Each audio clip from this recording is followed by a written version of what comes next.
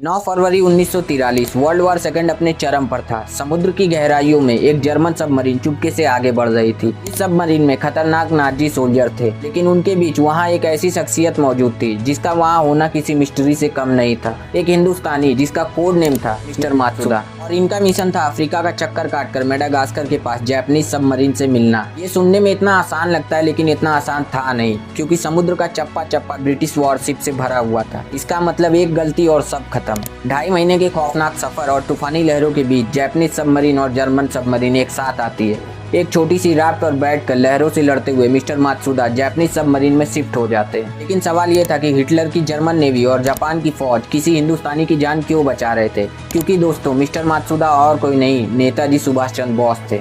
ये कहानी किसी हॉलीवुड स्पाई थ्रिलर मूवी से कम नहीं। एक ऐसी कहानी जिसमें एक अकेला इंसान ब्रिटिश एम्पायर के नाक के नीचे से फरार हो जाता है और हिटलर से जा मिलता है। उसके बाद दुश्मन के देश में घुस करके अपनी फौज खड़ी करता है। कहानी शुरू होती है साल 1940 में कलकत्ता से। ब्रिटिश सरकार खौफ में थी। नेताजी की आवाज और उनका फॉरवर्ड ब्लॉक लगातार ब्रिटिशर्स के लिए सरदर्द बन चुका था। जब उन्हें जेल में डाला गया तब नेताजी ने एक मास्टर स्ट्रोक खेला। उन्होंने हंगर स्ट्राइक कर दिया। उनका अल्टीमेटम साफ था, या तो मुझे रिहा करो या तो मैं अपनी जान दे दूंगा। ब्रिटिश सरकार घबरा गई। वो नहीं चाहती थी कि नेताजी की मौत उनकी कस्टडी में हो, जिससे पूरे देश में आग लग जाए। उन्होंने नेताजी को जेल से निकाल करके उन्हीं के घर में नजरबंद कर दिया। बाहर पुलिस का सख्त पहरा था और अंदर नेताजी अपनी जिंदगी का सबसे बड़ा एस्केप प्लान बना रहे थे, क्योंकि उनका मानना था कि आज़ादी मांगने से नहीं बल्कि छीनने से मिलेगी, और इसके लिए उन्हें भारत से बाहर निकल करके दुश्मन के दुश्मनों से हाथ मिलाना था। 16 जनवरी 1941 रात के करीब 1:30 बज रहे थे, जब पूरा कलकत्ता गहरी नींद में था और घर के बाहर ब्रिटिश गार्ड पहरा दे रहे थे। तब अंधेरे का फायदा उठाकर नेताजी घर से बाहर निकलते। उन्होंने अपना भेष बदला हुआ था। ना वो नेताजी लग रहे थे और ना उनकी चाल वैसी थी। वो बन चुके थे मोहम्मद जियाउद्दीन। अपने भतीजे शिशिर के साथ वो रात भर कार ड्राइव करते हुए धनबाद पहुंचते और वहां से ट्रेन पकड़कर वो निकल जाते पेशावर की तरफ। लेकिन बॉर्डर क्रॉस करना इतना आसान नहीं था। अगर किसी ने उन्हें रोक लिया तो पकड़े जाने का खतरा था। तब यहाँ पे उन्होंने एक और मास्टर स्ट्रोक खेला। वो बन गए गूंगा बहरा पठान। क्योंकि उन्हें पश्तो भाषा नहीं आती थी, इसीलिए उन्होंने गूंगा बहरा बनने की एक्टिंग की, जिससे उनसे कोई भी सवाल ना किया जा सके। और वहाँ कलकत्ता में ब्रिटिश गार्ड को लग रहा था कि नेताजी अभी भी अपने कमरे में बंद है, क्योंकि उनके परिवार वाले रोज खाना लेकर अंदर जाते थे और वो खाना उनके भतीजे खा जाते थे। पूरे 12 दिन तक ब्रिटिश एम्पायर को भनक तक नहीं लगती कि उनका सबसे बड़ा दुश्मन उनके पिंजरे से आजाद हो चुका है। जब तक ब्रिटिशर्स को पता चला तब तक नेताजी अफगानिस्तान पहुंच चुके थे, और ये खबर दुनिया भर के अखबार में आग की तरफ फैल गई, जिसके बाद ब्रिटिश इंटेलिजेंस ने उन्हें पागलों की तरह ढूंढना शुरू किया। ब्रिटिश जासूसों ने उनका कम्युनिकेशन इंटरसेप्ट कर लिया। उनको लगा कि नेताजी तुर्की के रास्ते यूरोप जाएंगे और उन्होंने वहां अपने हत्यारे भेज दिए। ऑर्डर था शूट एट साइट।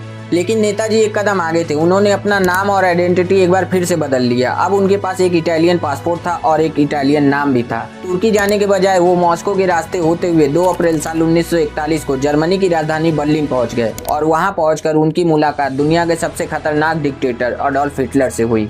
वैसे दोस्तों, आपको एक बात बता दूं कि बर्लिन सिर्फ एक शहर नहीं था, उसका भी अपना एक राज है। अगर आप बर्लिन के बारे में जानना चाहते हैं तो मेरी आई बटन पर दी हुई वीडियो को जरूर देखें। अब वापस आते हैं अपनी कहानी पर।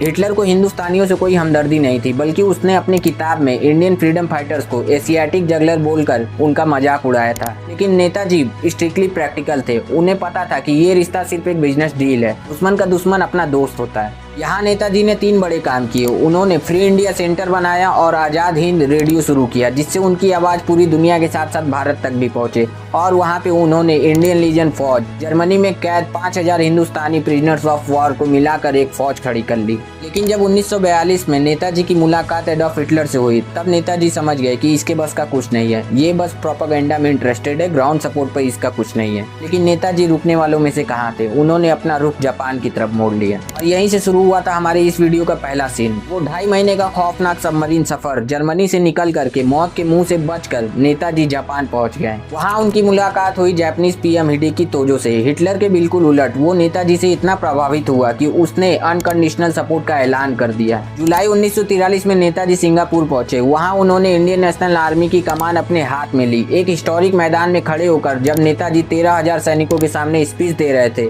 उस फिजा में बस एक ही नारा गूंज रहा था, चलो दिल्ली। नेताजी का नारा था कि तुम मुझे खून दो मैं तुम्हें आज़ादी दूंगा। उन्होंने एक ऐसी फौज खड़ी कर ली थी जो ब्रिटिश एम्पायर की ईंट से ईंट बजाने के लिए तैयार थी। लेकिन दोस्तों, नेताजी की कहानी यहाँ खत्म नहीं होती। उनकी कहानी का सबसे बड़ा रहस्य तो अब शुरू होने वाला था। 18 अगस्त साल 1945 एक जापानीज बॉम्बर प्लेन ताइवान के ताइपाई एयरपोर्ट से उड़ान भरता है। कहा जाता है कि इस प्लेन में नेताजी भी थे। वो प्लेन अचानक से क्रैश हो जाता है। जापान ने ऐलान कर दिया कि नेताजी अब हमारे बीच नहीं रहे। लेकिन आज तक इस बात का कोई ठोस सबूत नहीं मिला, ना ही उस प्लेन का सही डिटेल मिला। और सबसे बड़ा सवाल कि नेताजी की बॉडी आज तक कभी किसी को क्यों नहीं मिली। क्या वाकई उस दिन नेताजी उस प्लेन में थे, या फिर दुनिया का सबसे शातिर स्पाई मास्टर ने एक बार फिर से अपनी मौत का झूठा नाटक रचा ताकि वो रसिया जा सके। कुछ लोगों का तो यहाँ तक का कहना है कि नेताजी आज़ादी के बाद कुछ सालों तक यूपी के एक छोटे से शहर में गुमनामी बाबा बनकर रह रहे थे। आखिर उस दिन ताइपाई में क्या हुआ था, कहाँ गायब हो गया था भारत का सबसे बड़ा हीरो। भारत के इतिहास का सबसे बड़ा रहस्य और फाइल्स में दबी हुई वो डार्क ट्रूथ्स